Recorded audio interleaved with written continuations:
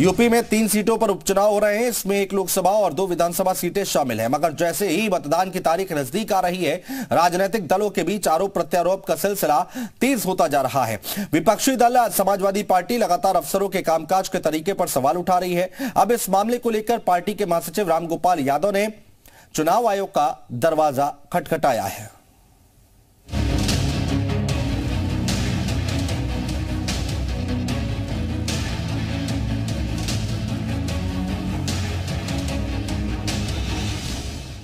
UP में 3 सीटों पर उपचुनाव हो रहे हैं। 1 लोकसभा 2 विधानसभा सीटों पर इलेक्शन है। वोटिंग 5 दिसंबर को है और नतीजे 8 दिसंबर को आएंगे। लेकिन समाजवादी पार्टी नतीजों से पहले ही माहौल देखकर माहौल बनाने लगी है। सपा ने एडमिनिस्ट्रेशन पर गंभीर आरोप लगाए हैं और इसे लेकर चुनाव आयोग से शिकायत तक कर डाली है। इस स्मार्टफोन के युग में भी ये फोटो स्टूडियो बना के साल में 30 लाख कमा रहे हैं। आपको भी ये कमाना है, उनसे सीखना है तो फ्रीडम ऐप को अभी डाउनलोड कीजिए।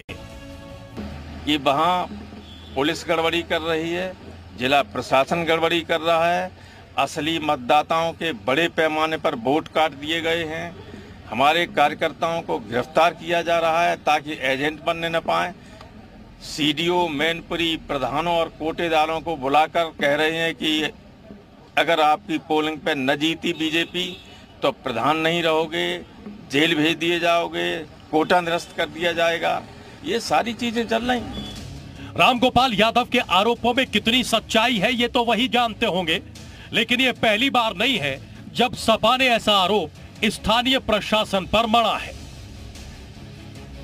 27 नवंबर को सपा प्रतिनिधिमंडल आयोग से मिला।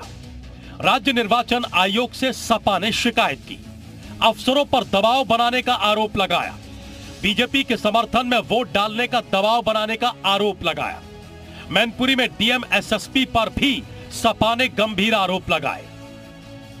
सपा ने राज्य निर्वाचन आयोग से शिकायत की थी कि डीएम एसपी जिला पंचायत सदस्यों, ग्राम प्रधानों, ग्राम पंचायत सदस्यों और बीडीसी सदस्यों पर अनुचित दबाव बना रहे हैं। मैनपुरी उपचुनाव को लेकर लगातार सपा चुनाव आयोग से मैनपुरी चुनाव को लेकर प्रशासन पर आरोप लगा रही है। इसी कड़ी में आज प्रोफेसर रामगोपाल यादव ने दिल्ली जाकर चुनाव आयोग से मैनपुरी को लेकर प्रशासन की शिकायत की है। उन्होंने ये आरोप लगाया है कि प्रशासन और पुलिस पूरी तरह से मिलकर सपा के लोगों को प्रताड़ित कर रहे हैं। बुधवार को रामगोपाल यादव ने दिल्ली जाकर जहां मोर्चा खोला, वहीं रामपुर में भी अफसरों और नौकरशाहों को लेकर आजम खान यही शिकायत कर चुके हैं। आज ही तकरीबन 50 घरों के दरवाजे तोड़े हैं, सड़कों से बेगुनाहों को उठाकर ले गए हैं और जिस भाषा का इस्तेमाल किया है उसमें हमारी पत्नी और इस शहर की पूर्व सांसद और पूर्व विधायक को भी उन्होंने नहीं बख्शा है। और ये वार्निंग दी है कि अपने घरों में रहो, और हमारी पत्नी को भी वार्निंग दी है कि निकलना मत बाहर। यूपी में जिन 3 सीटों पर उपचुनाव हो रहे हैं, उनमें से महज 1 यानी खतौली सीट बीजेपी के पास थी। लेकिन बीजेपी जिस तरीके से जोर शोर से प्रचार प्रसार और अभियान को चला रही है, पार्टी को उम्मीद है कि तीनों सीटों पर जीत उसी की होगी। भारतीय जनता पार्टी शुचिता के साथ, सबका विकास सिद्धांत पर काम कर रही है और लोकतंत्र में सबको स्थान भारतीय जनता पार्टी ने दिया है। और मुझे लगता है कि रामपुर, मैनपुरी और खतौली तीनों जगह हम लोग जीत रहे हैं। इस वजह से फ्रस्ट्रेशन में ऐसी बातें विपक्षी नेता कर रहे हैं। नतीजे क्या आएंगे किसी को नहीं पता, लेकिन 8 दिसंबर को जनता का जनादेश आ जाएगा। लेकिन ये पहली बार नहीं है जब समाजवादी पार्टी ऐसा आरोप लगा रही है। चुनाव से पहले अधिकारियों पर आरोप और चुनाव के बाद ईवीएम से शिकायत सपा की ये पुरानी रवायत बन चुकी है। ब्यूरो रिपोर्ट, जी मीडिया।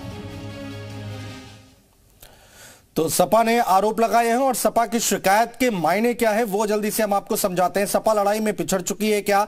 उपचुनाव में हार नजर आ रही है क्या? परिवार का जादू नहीं चल पा रहा है क्या?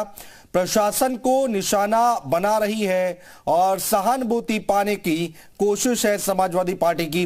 तो ये तमाम सवाल उठाए जा रहे हैं कि आखिर इस शिकायत के पीछे की वजह क्या है, इसके मायने क्या है। इस स्मार्टफोन के युग में भी ये फोटो स्टूडियो बना के साल में 30 लाख कमा रहे हैं।